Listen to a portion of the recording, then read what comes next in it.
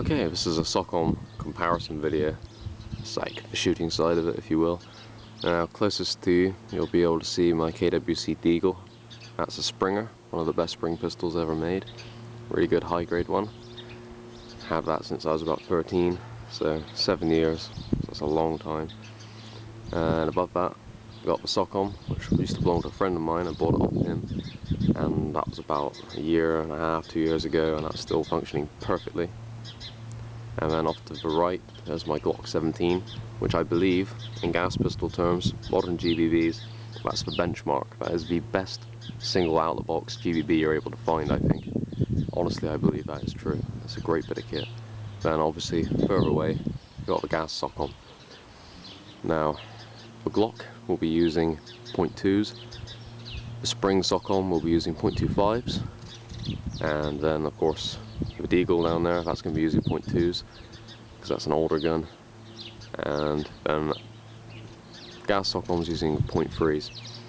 Now, the thing with the gas SOCOM is, you wouldn't expect to be able to handle .3s out of the box, but it does, and it shoots best at .3s. Before I got it, I did go and buy a brand new inner barrel for it, a Type bore, and also a hop rubber. But after seeing the way it performs, and also the noise level it emits and everything like that, and the range it has, I'm not even going to bother upgrading it. It doesn't need it. It's just a fantastic bit of kit how it is. So I'll go and unload the Deagle.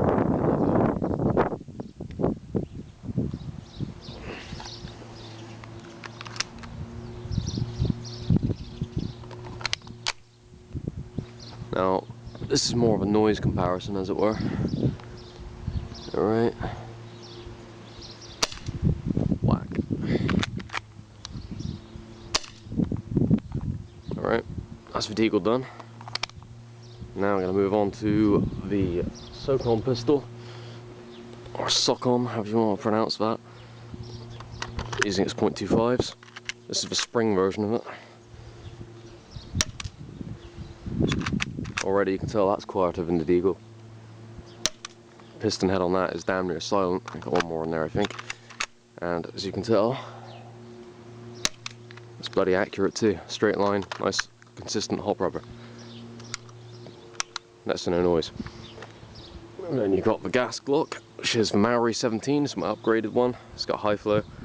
It's got a 6.01mm barrel, and it's got a nice harder hop rubber in there, and a reinforced nozzle now by Garter, and you know, all that sort of crap, so it's quite nice.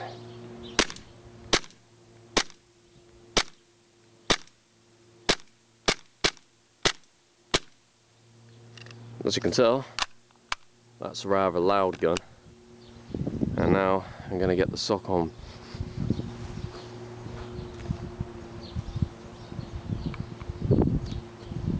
Okay, so he's using .3s on the SOCOM, it's worth noting. Now, with the SOCOM, mag just goes in, hammer comes back, you point, you shoot. Now that's quite quiet, that's already quieter than the Glock, alright? Now I'm going to attach the suppressor to it. You shouldn't really call these things silencers, they're not really silencers. Doesn't matter what type of gun you got, it's never going to be totally silent. It will actually emit some noise. So, sound moderator, suppressor, however you want to call it. Alright. Now, this adds a bit of length to the gun, but to be quite honest with you, it's still very pointable.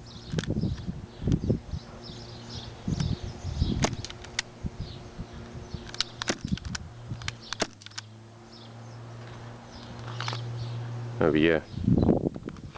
Are you even able to hear that? And you compare that to something like the Glock, which is a lot louder. Alright, I'll dry fire the Glock, lock, slide back on it, and then I'll fire this beast. Ready? That's the difference.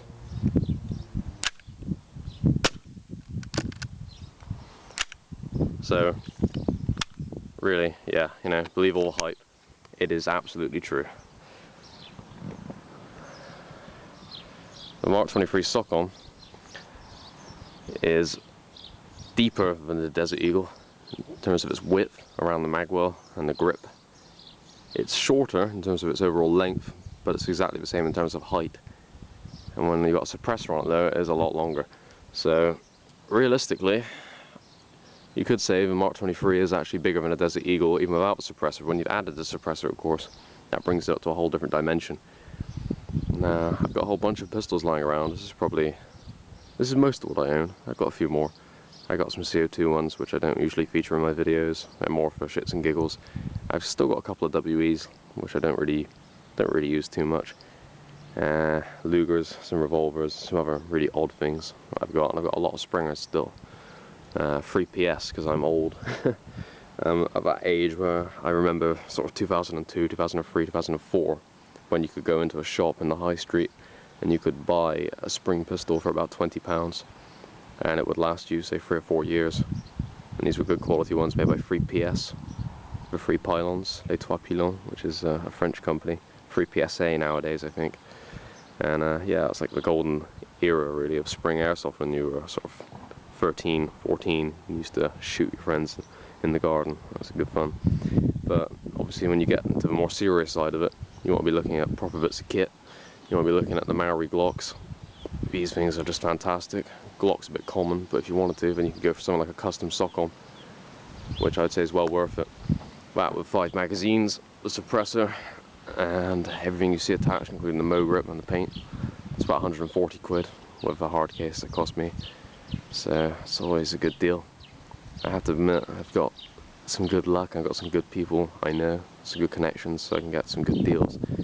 But yeah, basically, you should believe the hype. The Mark 23 is worth it. Now, the only downside of the gun is the magazines. They're a pain in the ass, but what you can do is soak them overnight in power steering fluid, because that'll plump up the seals. Silicone oil. Silicone oil is probably a bit better.